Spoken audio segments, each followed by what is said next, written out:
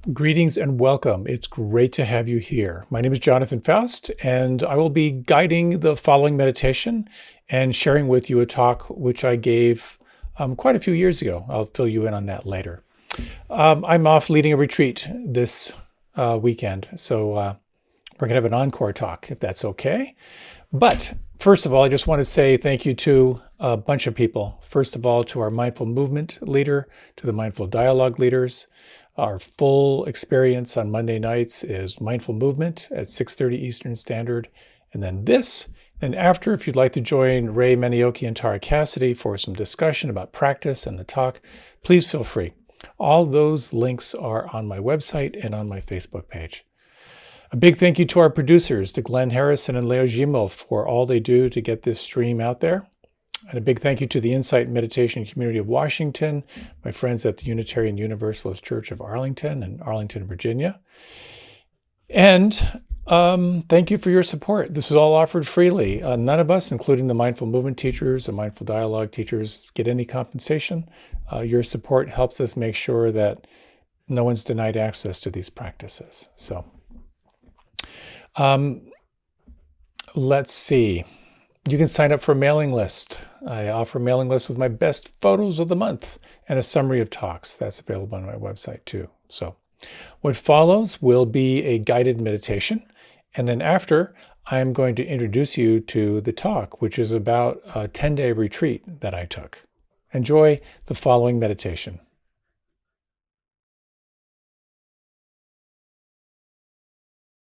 Let yourself, as you close your eyes, and you can have your eyes open if you like. Many people find it's a little bit easier to get engaged and absorbed with the eyes closed. Take a moment just to kind of sense your posture. What we're looking for here is balance. On the one hand, you might find yourself a little bit too vigilant in your posture. Maybe you're sitting up a little too straight, or you're holding some kind of tension. On the other hand, and I think many of us, after the end of a long day, we tend toward the other extreme. So we're kind of like leaning back, or we're already in a little bit of a slump.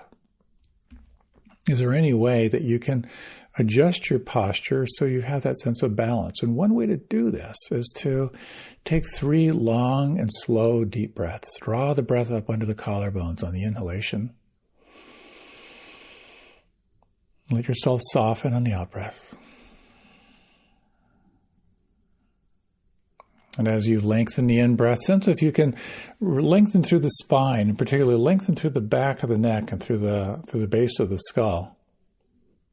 And as you soften, again, just sense any little micro movements would help you to settle. And again, you might inhale. And if you like, you can inhale and hold the breath just for a moment. Just feel from the inside. And then let the breath gently flow as you exhale. And again, you might explore any little micro movements. Maybe let your head drift a little bit to the left and to the right. You might want to open your jaw, move your jaw from side to side. Let's take a few moments here. Let your breath completely be relaxed. Take a few moments to sense, what is it like right now just to be? Nothing to do, nowhere to go.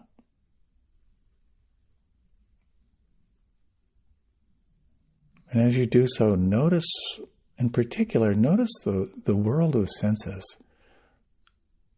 Can you notice right now, can you identify all the sounds around you, 360 degrees?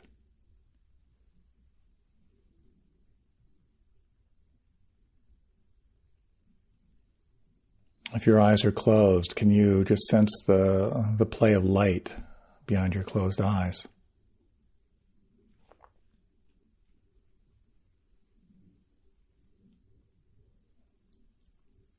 Noting the feeling tone.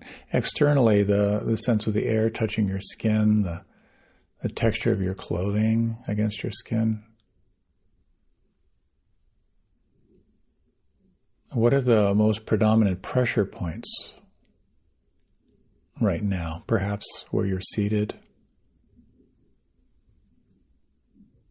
or your feet.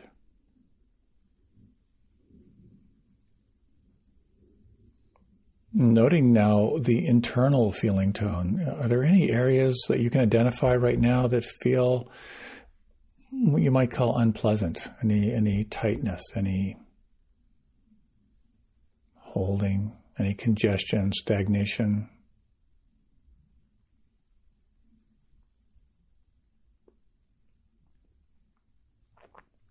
Is there anything now you can sense that feels good, feels pleasant? Any areas that feel at ease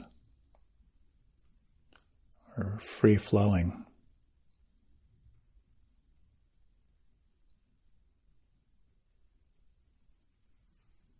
Noting any areas that feel kind of in between, no particular strong, pleasant, or unpleasant sensations.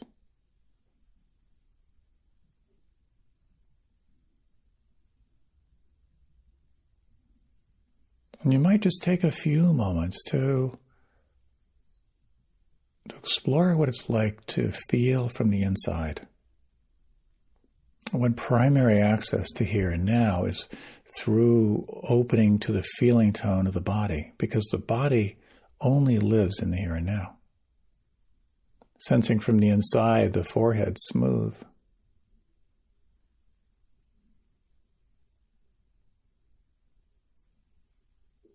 Can you relax the muscles around and behind your eyes?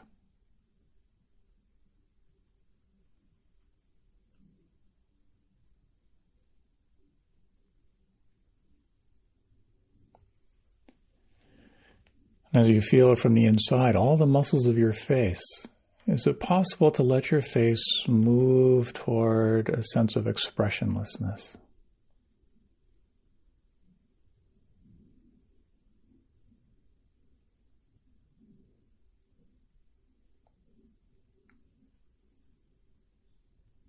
Feeling the inside of your mouth.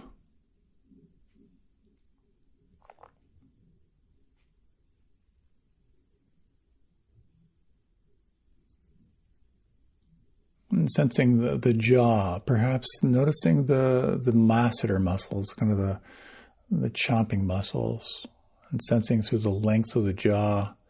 Could you allow your jaw to relax or slacken a little bit?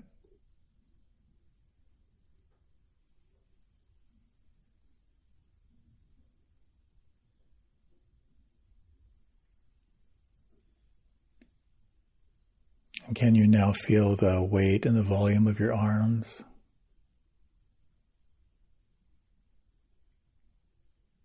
Down through the elbows and down through the wrists.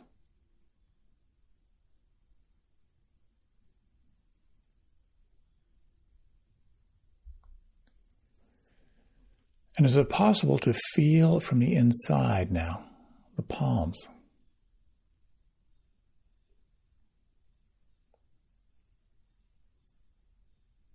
Can you feel the volume of your thumbs?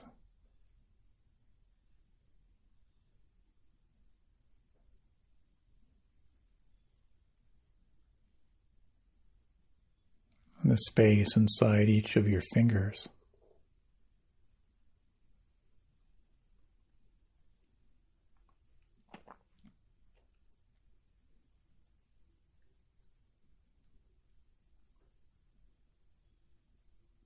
You might bring your attention now to your belly, just sensing the kind of the full belly.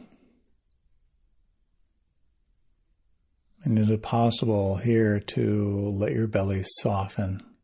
Maybe, if you like, just to kind of aid this practice, over the next 3 exhalations, how much more could you soften, relax, and feel from the inside, the belly and the abdomen?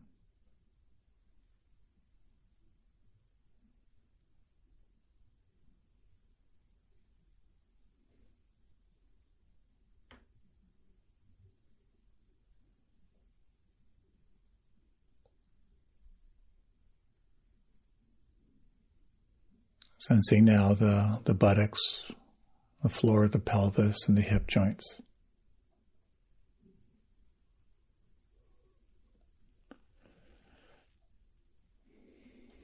And feeling the weight, the volume, the length of your legs down through the knees.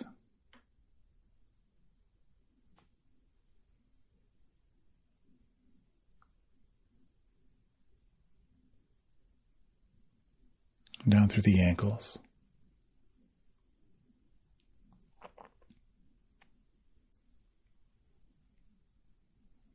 Is it possible to feel the volume and the space inside your feet?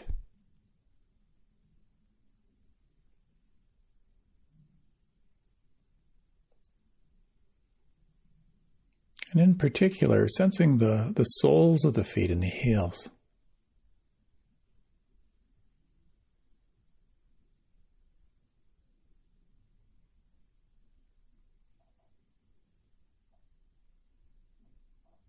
Is it possible now to soften the whole body?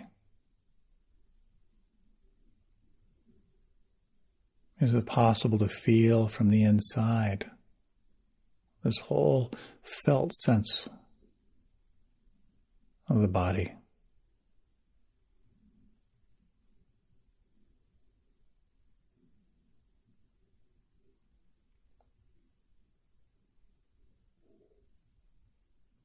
The more intimately you feel, the more intimately you are here and now.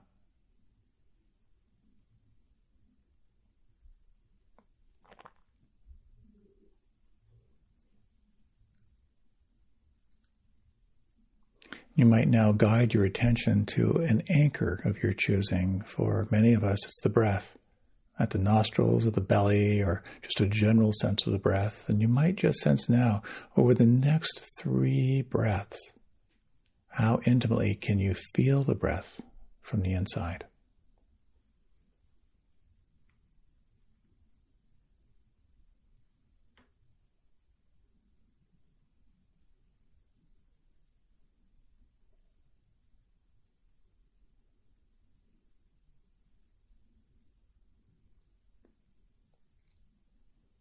You might like to explore the anchor of sound, and you might, for the next few moments, just notice how intimately you can experience the sound vibrations, 360 degrees.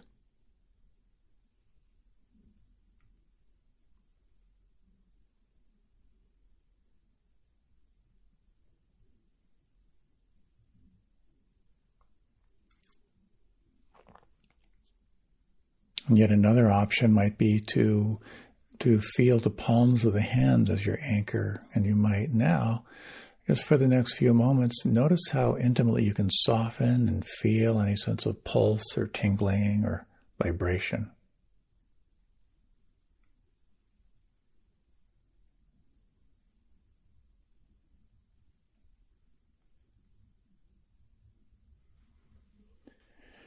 And for this next period of time now,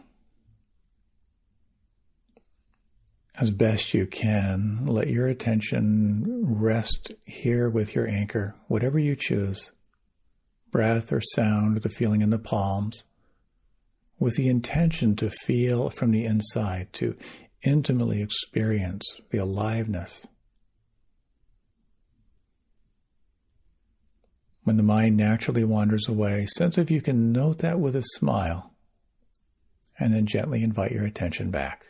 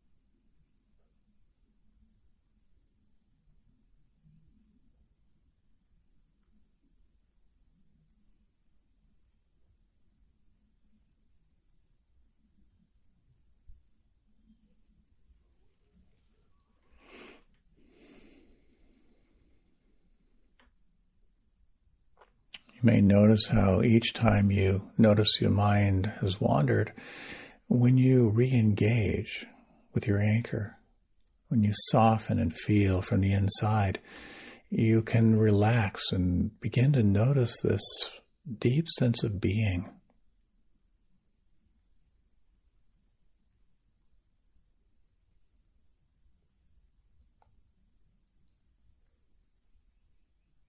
And you may notice how the more you relax and feel, the more you may notice this co-arising of an effortless kind of noticing.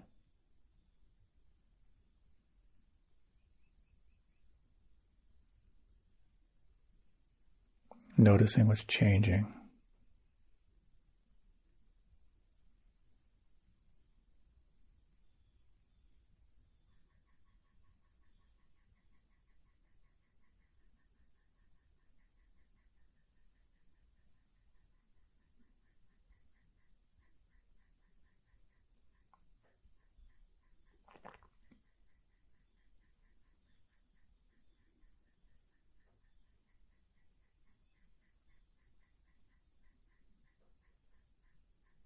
Noting that there is a quality of doing in this practice.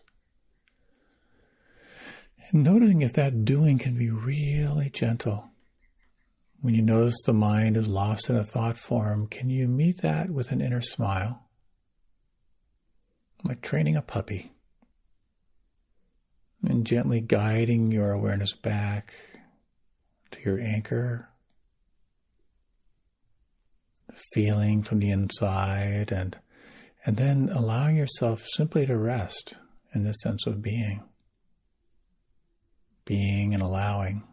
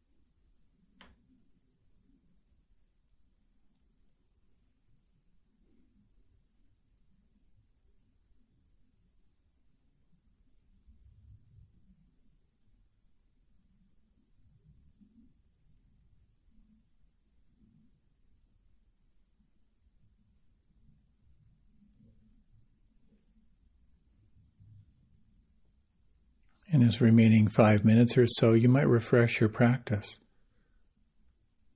Just noting again the sense of feeling from the inside, the forehead smooth.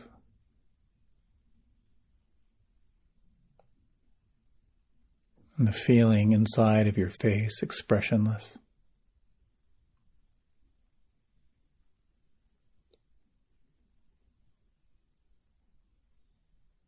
Sensing the inside of the mouth.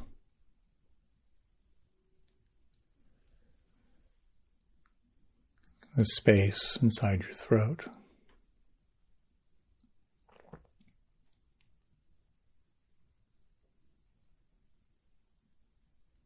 The belly. The soles of the feet.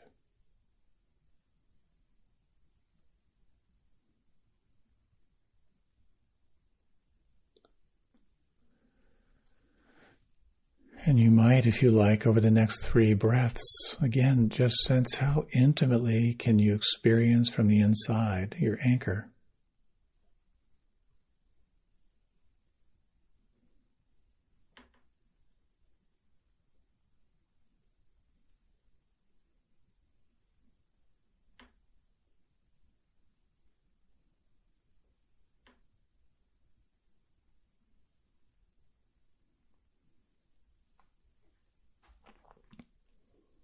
And you might like to move even more into this sense of resting in presence.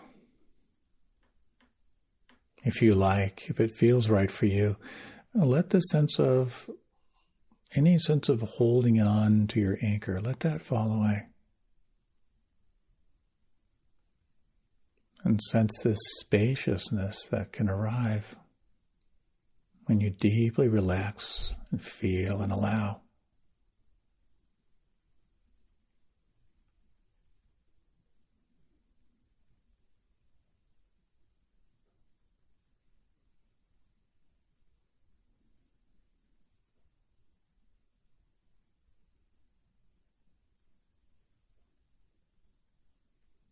Is there anything that could soften or relax or let go right now?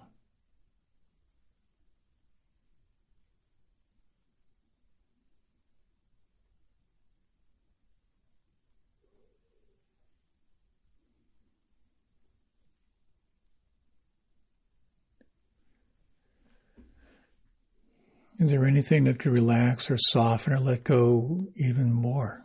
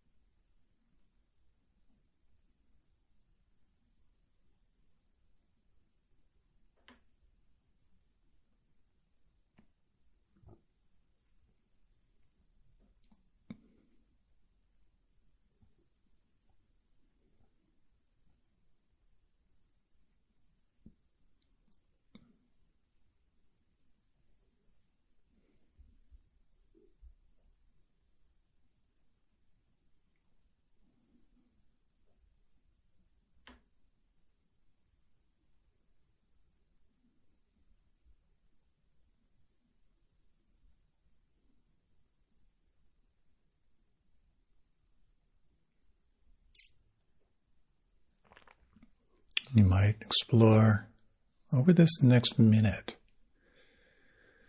how much more could you soften and relax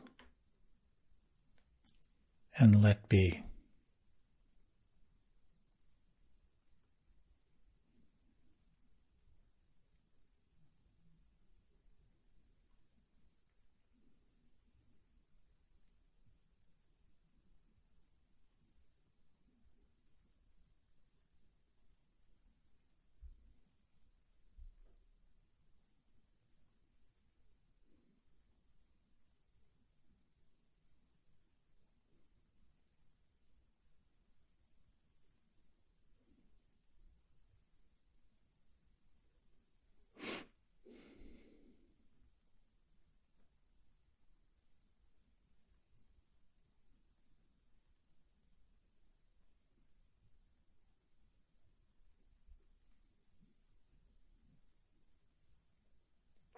You might now very gently introduce a little bit of doing.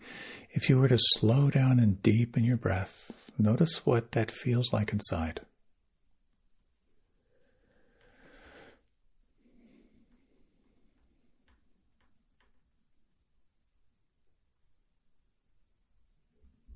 And you might sense now what has shifted, what has changed over this last meditation.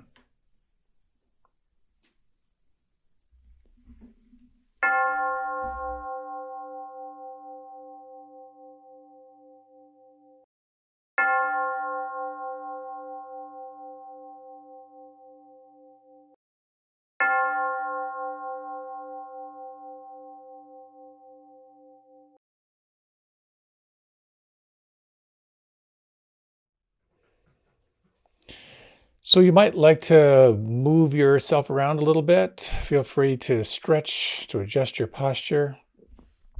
I'd like to share a little bit about this talk.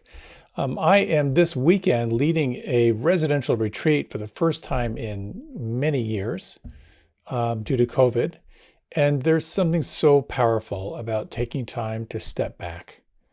And gosh, quite a few years ago now, more than 10 years ago, I did a 10-day retreat at the Forest Refuge in central Massachusetts.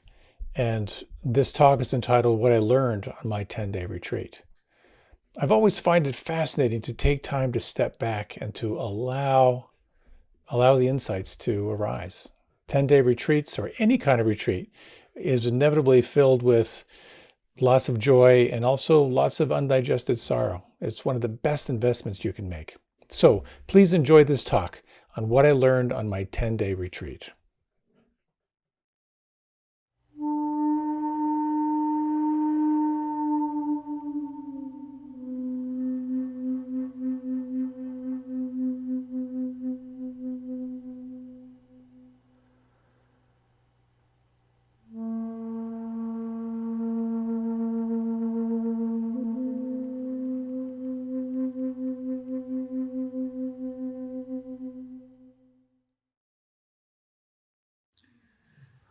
I was teaching a class, it was a couple of years ago at the World Bank. Quite a few hundred people who went through a meditation training there.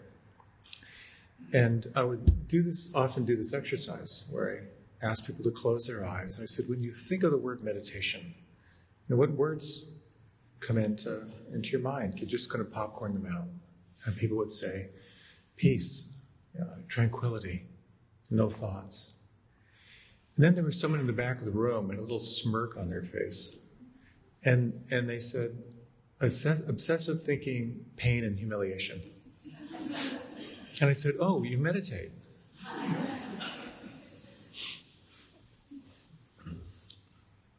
If you've meditated, you know how challenging it can be to simply relax and be present. Many, many years ago, I was in a big life transition, and I called my best friend from college, who was also in kind of a big life transition. And I said, hey, I've signed up for this month-long meditation retreat. Why don't you come too? It'll be fun. And of course, it turned out to be a total gut-wrenching, humiliating, and liberating and transforming experience. So when I went off to do a 10-day retreat up in Massachusetts, it's very much like when my wife gives me a certain look and says, we need to talk. I know I'll be glad I did it, but I'm not really looking forward to the experience.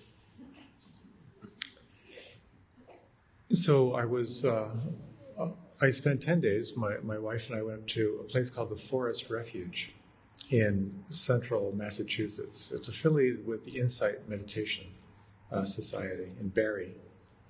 And this Forest Refuge is a beautiful, beautiful facility. It is designed for long-term unstructured retreats. So it's on a beautiful area with it must be about 100 acres of beautiful New England forests. And the facility is designed for practice. So you have your own room, there are little walking rooms where you can go, and a beautiful meditation hall and so forth. On our way up there, we stopped in Pennsylvania to visit my father in his Alzheimer's unit.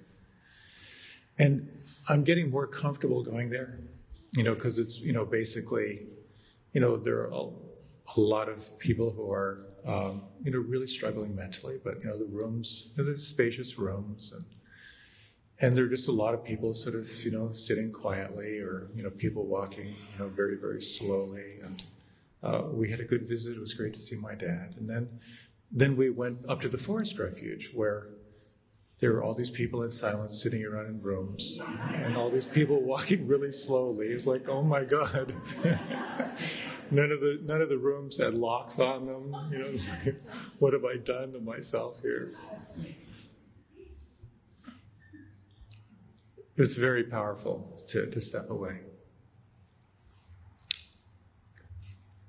in the days are really quite unstructured. If you go to kind of a more traditional retreat, you have a very kind of structured, rigid day, where you sit for 45 minutes, you walk for 45 minutes, you sit for 45 minutes, there's a talk, every night. So you're kind of on a structure where you're sort of carried by the schedule.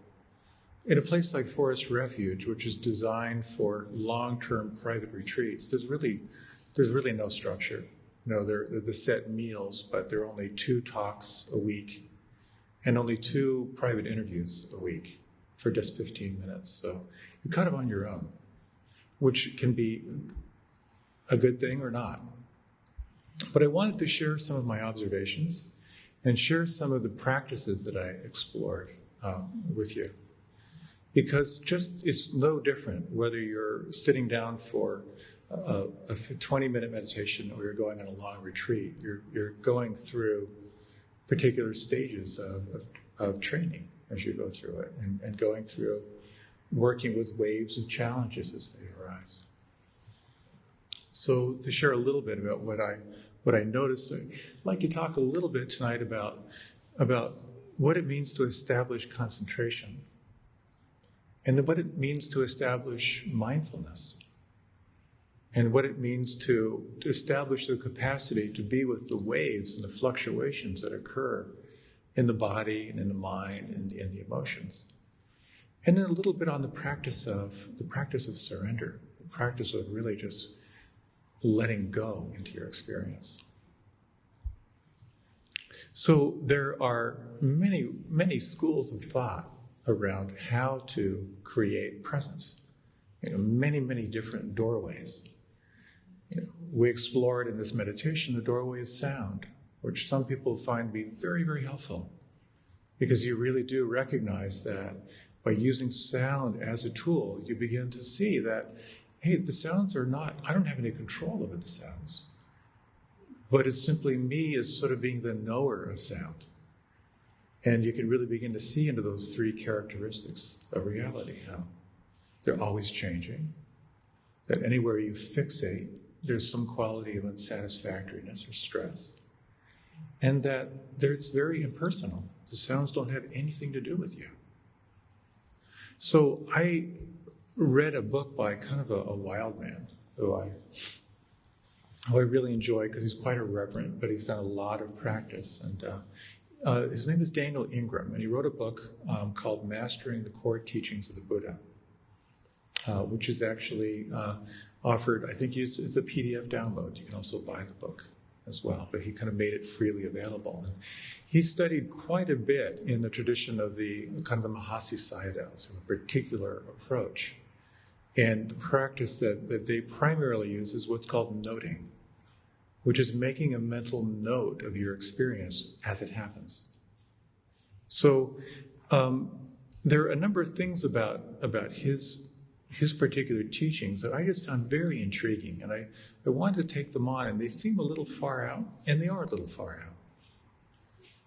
But primarily what you do in noting, and I'd like to talk a little bit about how noting happens, and we'll try it on, see what it's like. But in the particular prescription that I used in my primary attempt in the beginning was to establish concentration.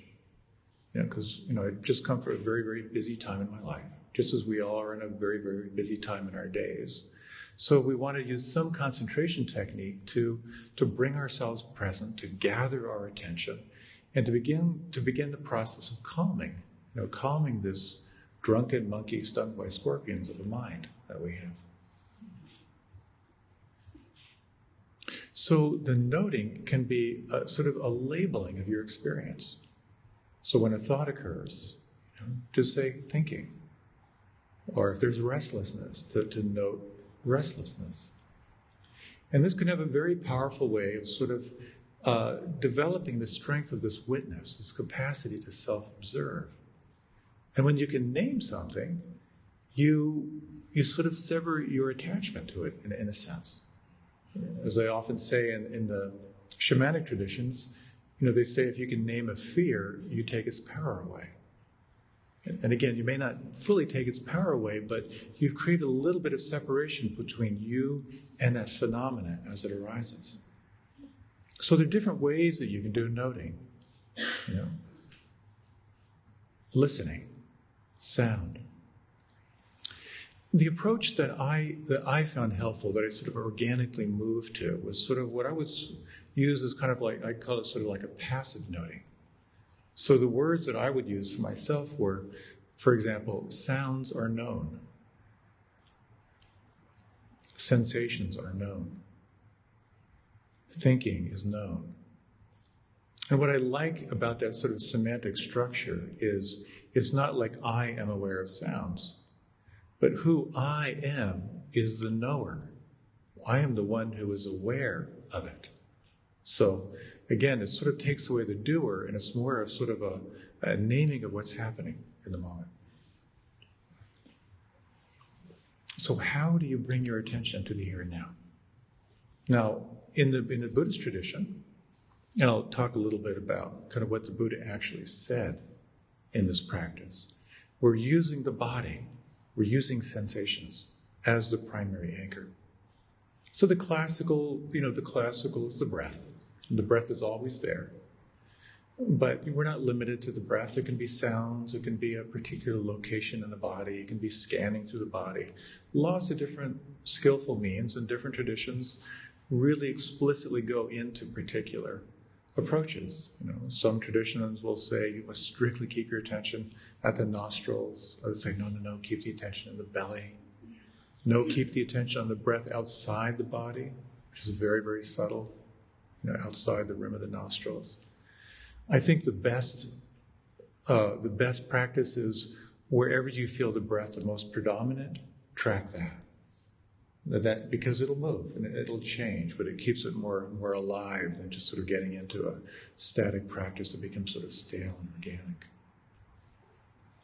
Now the question becomes, let's say you bring your attention to your breath, and that becomes your anchor, and you sort of make a determination. So for this meditation, I'm going to stay with the breath.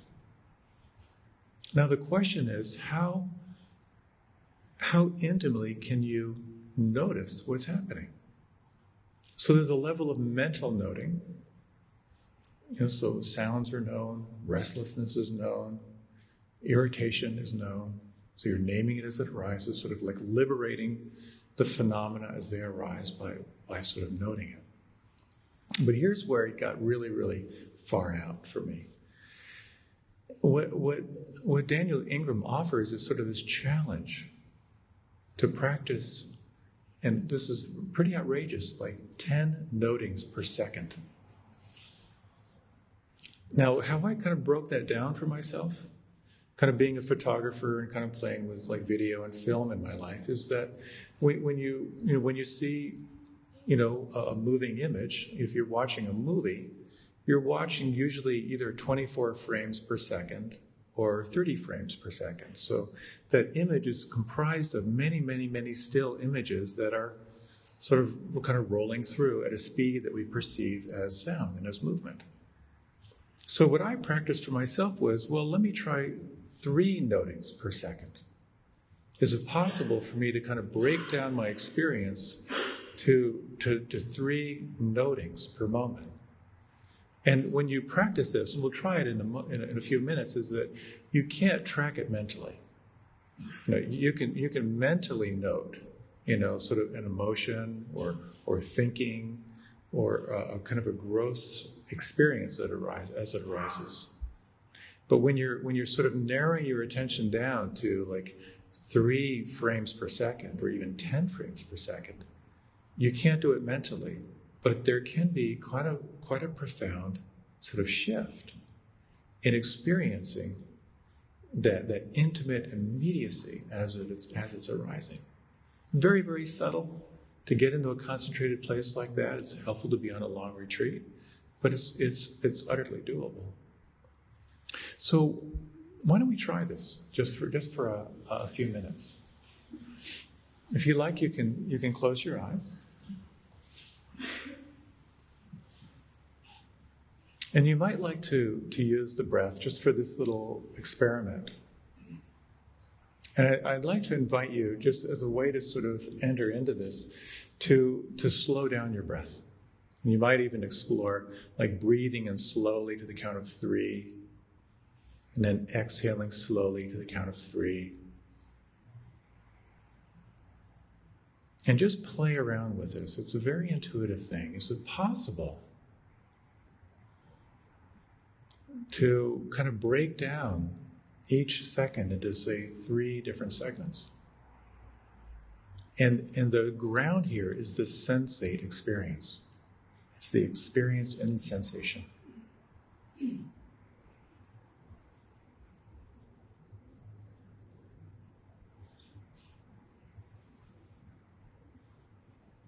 And you may notice, and then we'll take a minute or two just to practice that. If you really focus on the breath, then you will become more intimately aware of this big space between the in-breath and the out-breath. So for the next minute, what do you notice as you practice?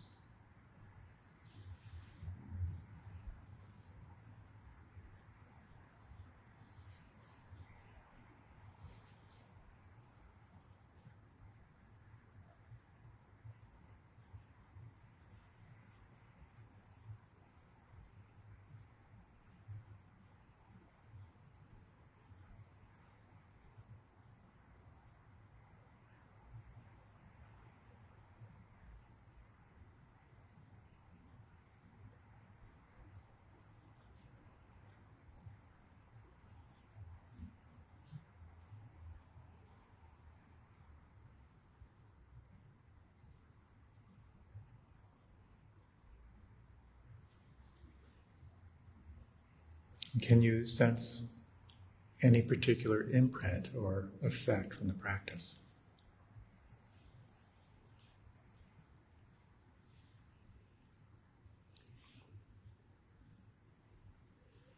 If you like, you can remain with your eyes closed, or if you like, you can open your eyes. There's a quality to this very, very intense, concentrated attention that can be really frustrating. It can be kind of enervating. But you may have experienced perhaps a little bit of absorption, maybe a little bit of calming. And what I found over the course of my practice of hours and hours and days is that you really shift from a mental place, a cognitive place, to a very experiential place. And you may have noticed possibly, sensibly, your experience almost being vibrational. It has like a sort of a vibrational quality to it. And as Daniel Ingram describes it, it's sort of like, it's sort of your experience is going to like strobe a little bit, you know. Here's what the Buddha said in the Satipatthana Sutta, which is kind of like the basic instructions he offered.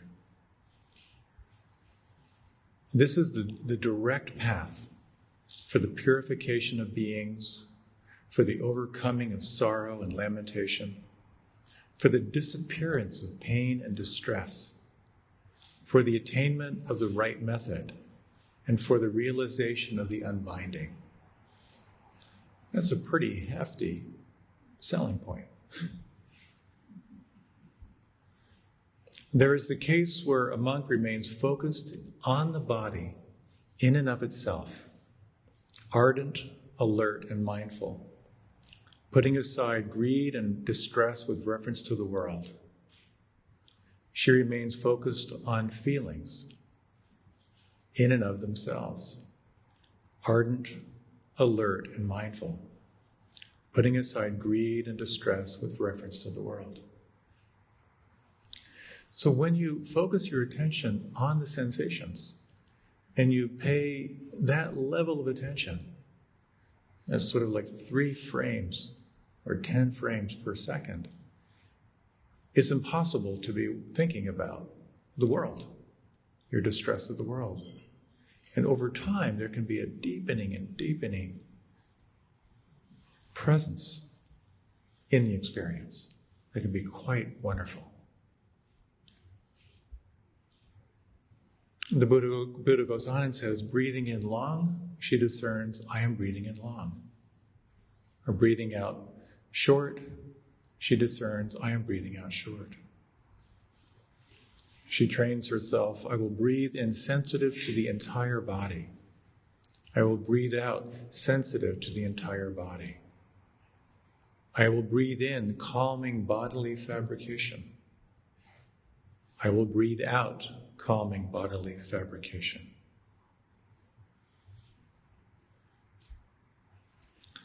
So this is the practice of concentration, of shamatha. There's a soothing quality to it. Very, very challenging. But as you establish concentration, it's a very, very cool state. And there's a lot to go into about some of the different states, the different levels of the jhanas, the concentration practices where they're very, very powerful qualities of mind, in that sensitivity. When you can begin to experience, moving from the cognitive to being more and more deeply, deeply embedded in the here and now, this sense of life being vibrational, this life force being vibrational. So oftentimes on a retreat, and in the same way, when you sit down to meditation, we often use concentration in the beginning. There's kind of a willful quality, there's an effort quality, and the result of that effort will be calming and soothing, a sense of presence, a sense of here and now. And what I found in my own experience was the more I would get into a concentrated place, the more I would sort of experience, the only way I could describe it was the quality of presence. Just feeling very, very present. And there was sort of like a white noise quality that would come with it. So the next step, as we get concentrated, is to establish mindfulness. And in this particular approach, as you become more present, you actively contemplate the three characteristics of reality, of anicca, dukkha, and anatta. So what I would do in my practice, this is kind of like where I landed, sort of like my formula, which will sort of shift and change, but it was pretty powerful for a couple of days, is that I would begin this practice of trying to sort of recognize the 10 notings per second, the 3 notings per second, as challenging as that was. Sometimes I would sort of access a quality of presence. Sometimes it was just, my mind was like a squirrel on coffee, just impossible to control. But I would go into the practice of noting. Restlessness is known. Thoughts are known. Sound is known. Hunger is known. Just sort of naming what's arising out of the sort of the sensate world or out of the mental world. And at times I could sort of get into a concentrated place, sort of like based in the sensations. And then I would just sort of mentally note, this is all changing. Just reminding myself, this is all changing. And then I would remind myself, anywhere there is attachment, there is suffering or stress. Just to remind myself, like anything I hold on to will ultimately have some quality of stress or dissatisfaction. Now, the concept of anatta, of not self, is a challenging thing to wrap your brain around, but the words that I used was, I am not here. Like the I, my personality is not here. There is a knower that is here, but the personality is not here.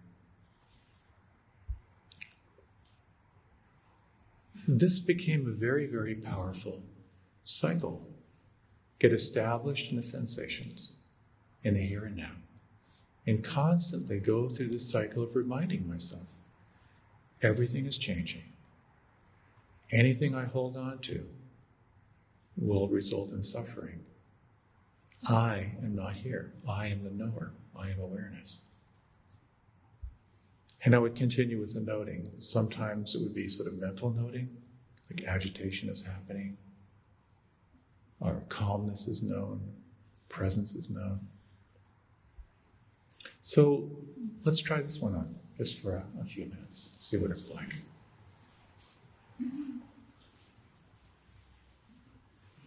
So you might again just let your attention begin to ride with the breath.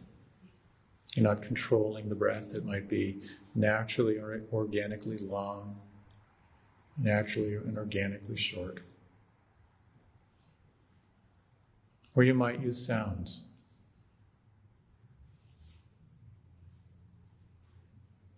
And for a few rounds, I'll offer this little remembrance of these three characteristics, and it will take maybe another minute for you to practice on your own. As you anchor your attention in the sensate world.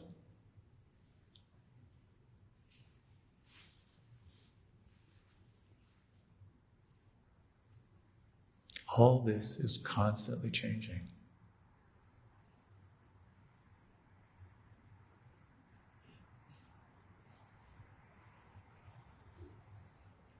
Where there is attachment, there will be stress or suffering.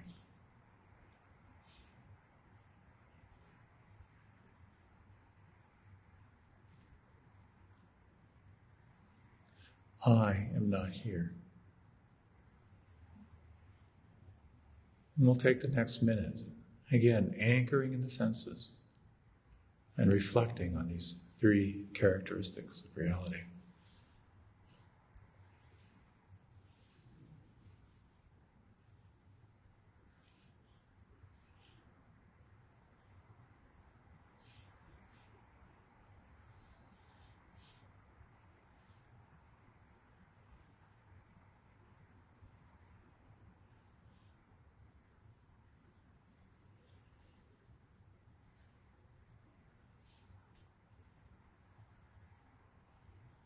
When you remember that everything is in constant change and evolution,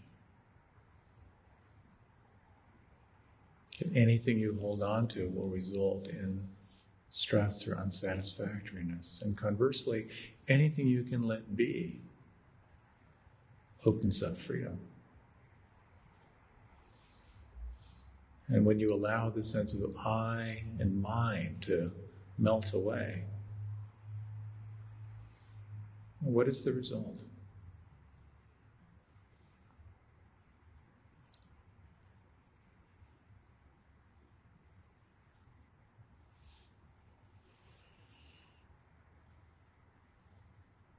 And gently deepening your breath. And if you like, you can remain with your eyes closed, or you can let your eyes open.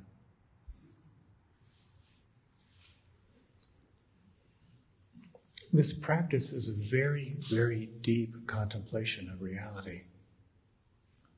And the word sati in the Satipatthana Sutta is translated as mindfulness. Mindfulness, I translate as non-judging awareness. But another translation of sati is remembering or remembrance. And it's this remembering that everything is changing. This remembering that anything you hold on to will ultimately be unsatisfying. And that the sense of who you are is not the personality. And who you are is knowing who you are is awareness. Whenever we can remember this, there can be an opening, there can be a softening, there can be a receiving, there can be new possibilities where they didn't exist before. So I found days and days of coming back to this to be very, very helpful. Because what I noticed was that I would have lots of unpleasant experiences. And when I could remember that they're going to change, that was helpful. I also had a lot of really powerful, sort of non-ordinary, really juicy states as well. And it was really helpful to remember that these too will change, because I really, really liked those states, and I really didn't want them to go away.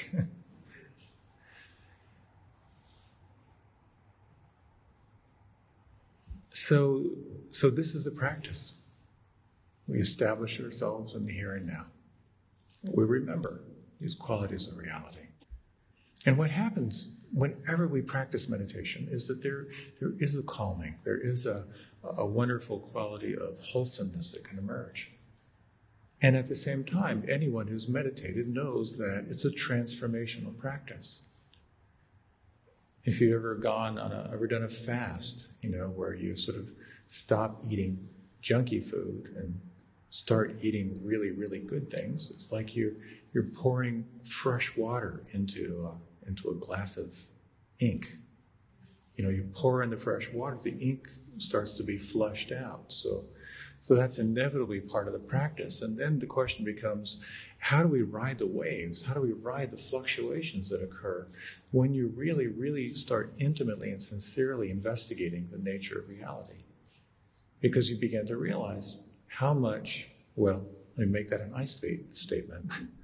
I began to realize how much I was holding on to that I had no idea I was holding on to it. And that's the power and the beauty of this transformational practice.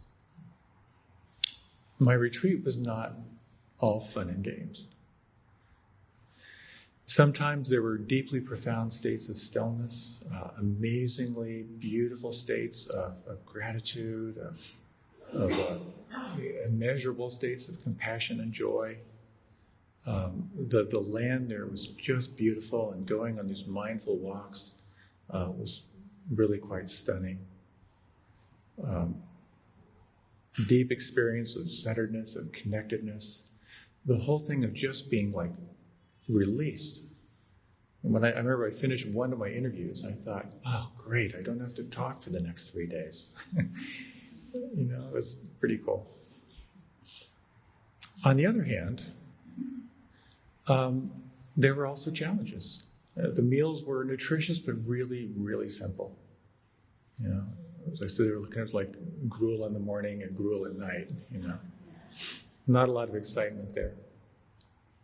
I had one experience where there was sort of a salad. They sort of like very, very simple food, very pretty, very healthy food, very, very mindful in it. But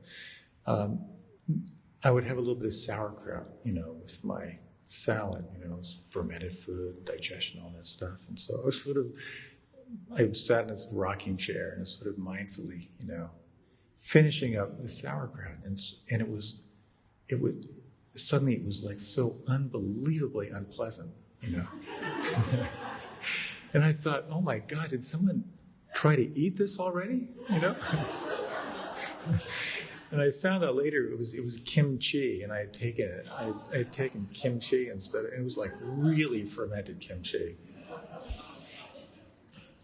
It reminded me of this joke of this guy sitting there's a guy sitting in a bar, and he's just sitting there looking at this little bowl with a clam and a little thing of butter next to it. And this guy says, what are you looking so sad for? And the guy said, I just can't eat this thing. The guy said, it was really easy. You just sort of take the clam, you dip it in the butter, and you pop it in your mouth. And he popped it in his mouth. The guy said, I tried that 3 times and I couldn't keep it down.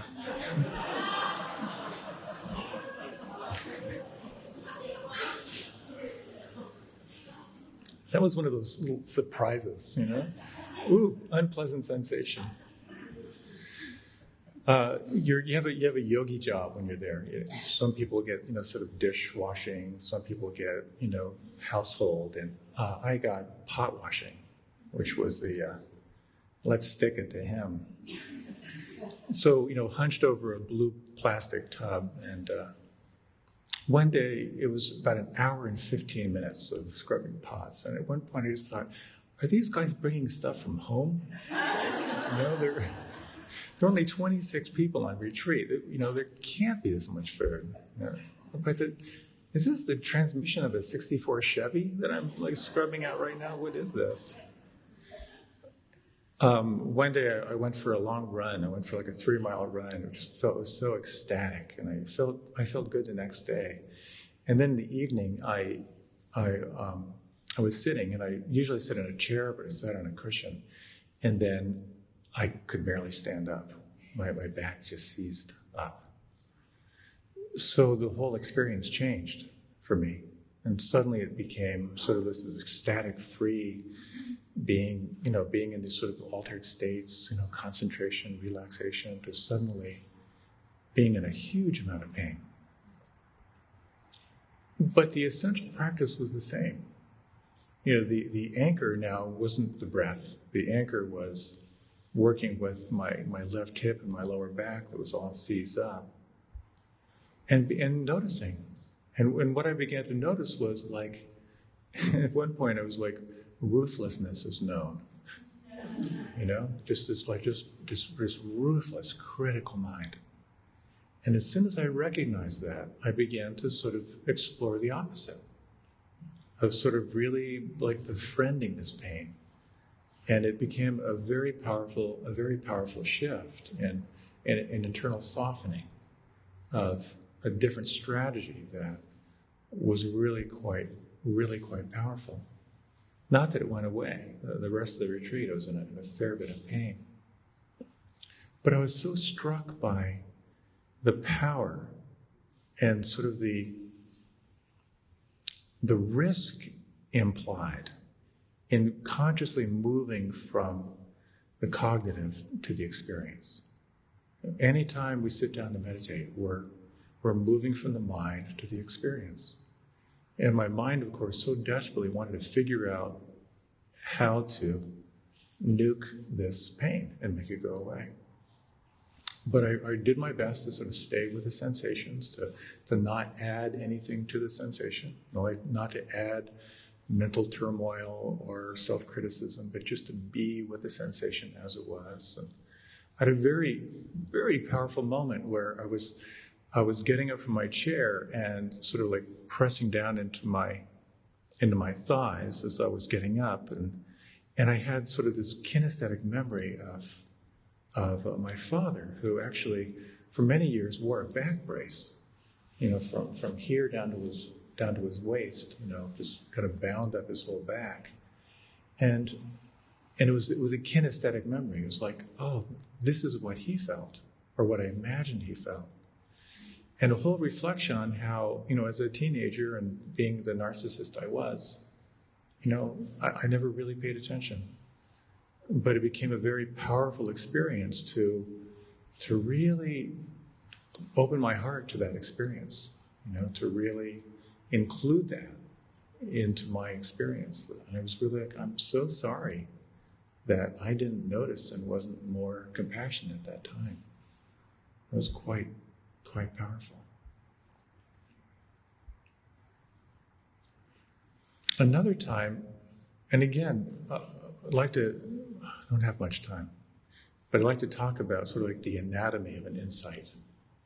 This practice is sometimes called insight meditation. So how do these insights come? And you think of an insight is seeing your experience from a new perspective, from sort of like a new plane of consciousness. How do we get there? Usually our strategy is to try to figure it out. That's what we rely on, this linear rational mind, judging, comparing, trying to figure it out.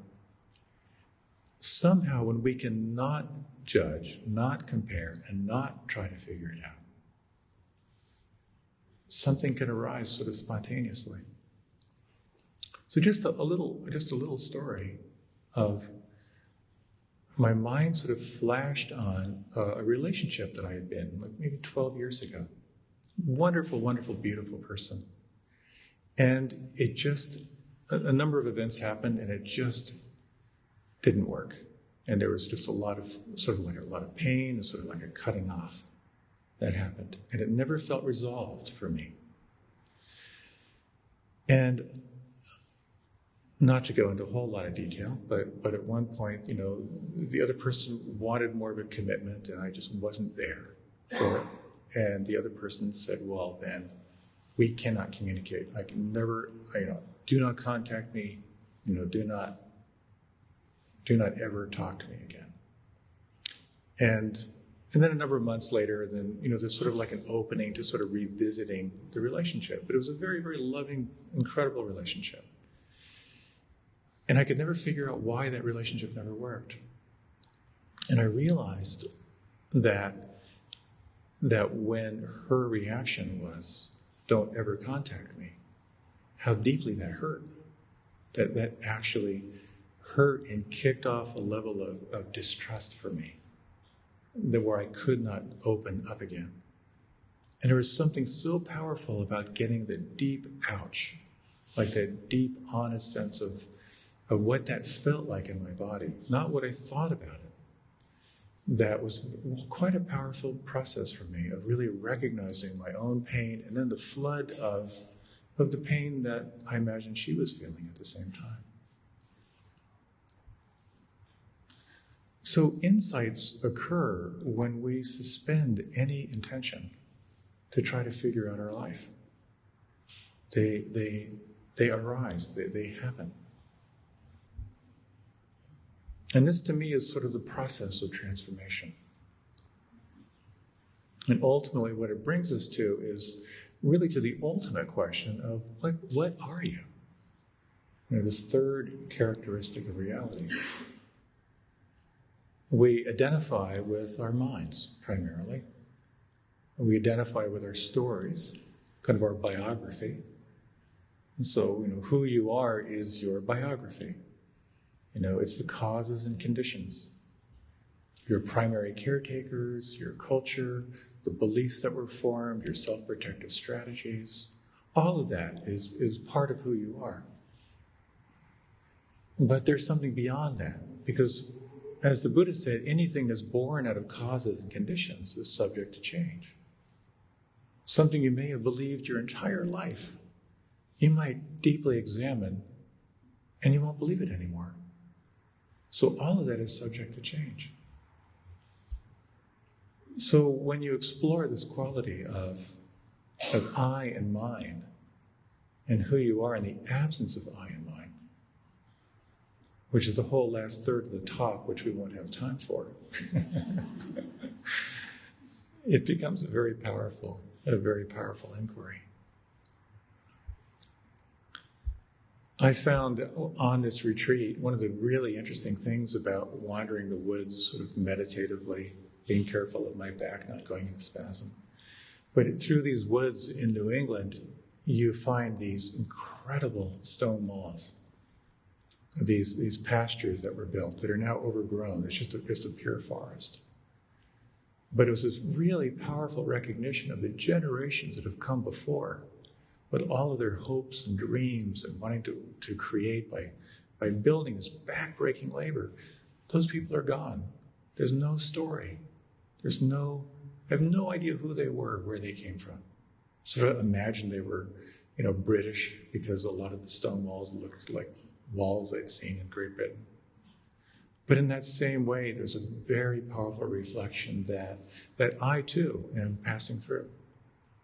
And that in a generation or two, my name will not be on too many people's lips. But there's also something very, very powerful about that recognition, because it gives us access to this capacity to truly receive the moment and let it be and let it flow. So I'm aware of the time. But I thank you for your patient listening. I hope these practices might be of interest for you. They might resonate for you, they might not. And I think, again, part of exploring meditation is really developing yourself as a contemplative artist.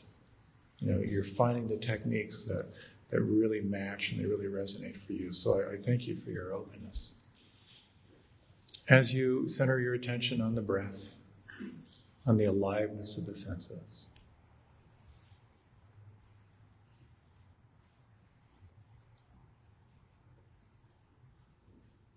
Remembering impermanence, this characteristic of reality. Anything born of causes and conditions is subject to change.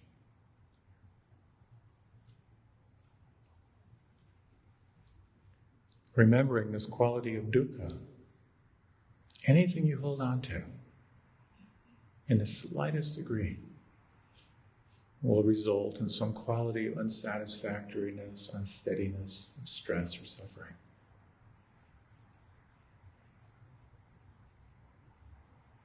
And in these final moments, reflecting on anatta, this principle of not self, the sense of who you are as the knower of your experience, who you are as vast, infinite, immeasurable awareness.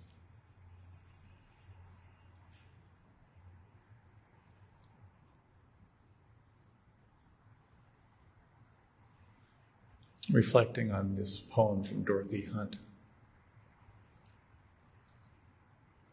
Do you think peace requires an end to war, or tigers eating only vegetables?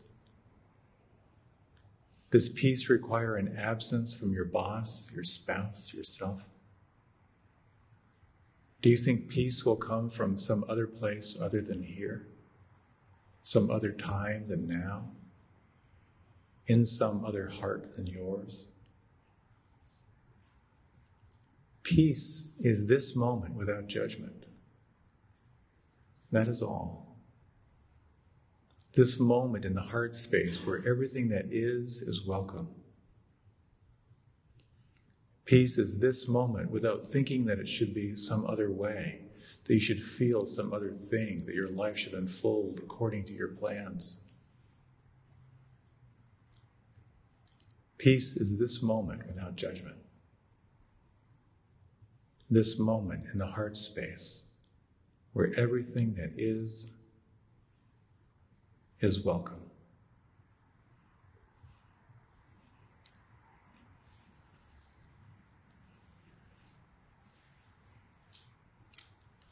Thank you again for your kind attention. Happy Martin Luther King Day. Do stay for tea.